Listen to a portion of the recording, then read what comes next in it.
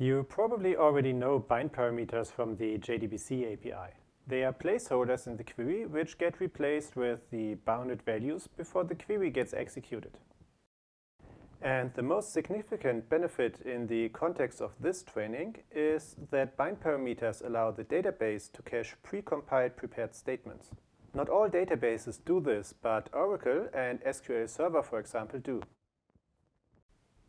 There are two different kinds of bind parameters supported by the JPA specification in Hibernate: the positional and the named bind parameters.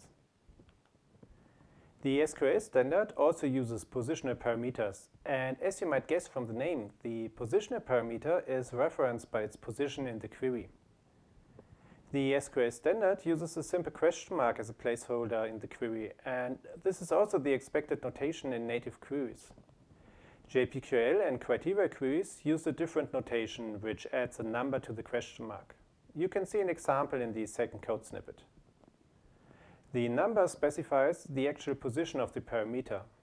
If I use positional parameters, I like this notation better because it is easier to read when the query uses multiple bind parameters. The third code snippet at the bottom of this slide shows how you can bind a value to the bind parameter. You just have to call the setParameter method on the query and provide the position of the parameter and its value. You can find the examples for this module in the test bind parameter class in the bind parameter project. The test native SQL query positional parameter method shows an example of a very simple native SQL query with a positional bind parameter. As you can see here, I used the same query as on the slide with the bind parameter for the author ID. It is a native query, so I only use a question mark as a placeholder, as it is recommended by the specification. But Hibernate would also support the other notation with the additional number. I provide the class of the author entity as a parameter so that Hibernate maps the query result to an author entity. In the next line, I bind a value to the parameter. The numbering of the position starts at 1. And so I reference the first and only parameter of this query by providing 1 as the position and bind it to a long with value 1. So when I execute this query, it will select all columns of the record with ID 1 from the author table, and Hibernate will map the result to a managed author entity.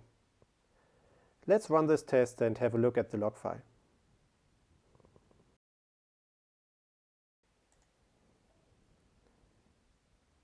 You can see the SQL statement up here and the log message of the basic binder in the following row. As I explained in the logging module, I set the log level of the package org.hibernate.type.descriptor.sql to trace so that you can see which values Hibernate binds to the parameters. In this case, Hibernate bound a big int with value 1 to the first bind parameter. Then you can see the extracted values from the result set and the log message with the first and last name of the author. You can of course do the same with JPQL, and I did that in the test JPQL positional parameter method. Here you can see nearly the same query as in the previous example. But this time I select an author entity instead of all columns of the author table. And I used the JPQL notation for positional parameters. I then bind the value to this parameter in the same way as for the native query and execute the query. As expected, the log output looks pretty similar to the previous one. Here you can see the SQL query which Hibernate created based on the JPQL query, followed by the same messages of the basic binder and basic extractor, and finally the log message with the first and last name of the author with ID 1. Named parameters are my preferred way to use bind parameters in a query. They reference the parameter by name instead of its position in the query, which makes the query and code easier to read and to adapt in the future. The first code snippet shows a JPQL query with the named parameter ID. As you can see, the named parameter is prefixed with a colon, followed by the name of the parameter. The name is then used in the third code snippet to bind a value to the parameter. The second code snippet shows an example of a named parameter in a criteria query. The Query Builder interface provides the parameter method to add a parameter expression with a given type and name to the query. You can then do the value binding in the same way as for a parameter in a JPQL query. You can find the examples of named parameter bindings in the methods test_JPQL_named_parameter and test_criteria_named_parameter of the test_bind_parameter class. Let's begin with the JPQL query. You already know this query from the previous example and the slides. It simply selects an author entity with a given ID from the database. As you can see here, I use a named parameter with name ID in this example, and it is of course prefixed with a colon. Then I provide the author class as a second parameter to create a typed query and to avoid the typecast later on. In the next line, I bind the parameter with name ID to the value so that the query will select the author entity with ID 1. I did the same in the JPQL example for positional parameters, which you can see up here. But the code for the named parameter example is much easier to understand because you don't have to check the query to find out which parameter you bind to 1. As long as you use meaningful names for the query parameters, you will see that immediately at the setParameter statement. Okay, let's have a look at the log output.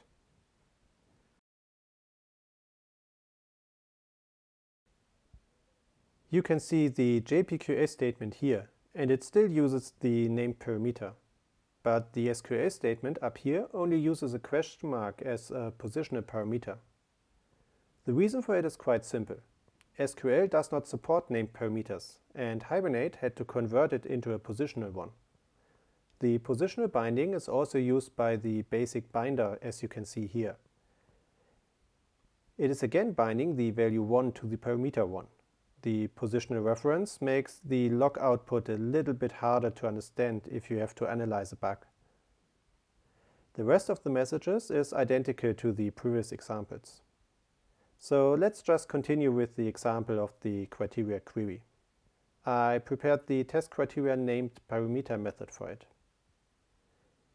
As usual, I first get the criteria builder, create a query, which returns an author entity, and specifies the from and select part of the query.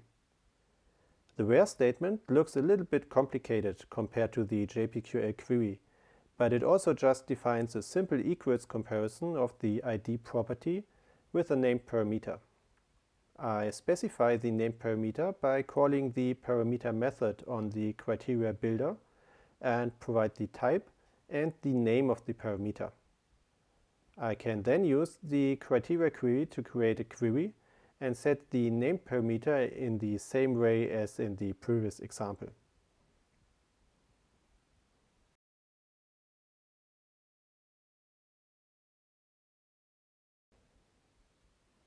This log message shows the query which Hibernate created out of the criteria query, and as expected, it looks pretty similar to the JPQL query we used before. You can see the named parameter here. The only difference is that Hibernate created an alias for the author entity with name generated alias 0. And the query is, of course, handled in the same way as the previous one. Hibernate again transforms the named parameter into a positional one, and the basic binder logs the same message as before. In this video, I explained why and how you can use positional and named parameters. And you might wonder if you need both kinds of parameter types, or if you could just stick to the named parameters. Unfortunately, JPA and Hibernate do not support both types of parameters for all queries. As you can see in the table, positional parameters are not supported for criteria queries, and the JPA specification doesn't support named parameters for native SQL queries. Hibernate allows you to use named parameters in native queries, but be aware that these queries will most likely not be portable to other JPA implementations. Okay, let's summarize this lecture before you can have a look at the exercises. Bind parameters are placeholders in the query which get bound to specific values before the query gets executed. The main advantages are that Hibernate does the type handling for you and prevents SQL injection vulnerabilities. It also allows the database to cache precompiled prepared statements and therefore speed up the processing of it.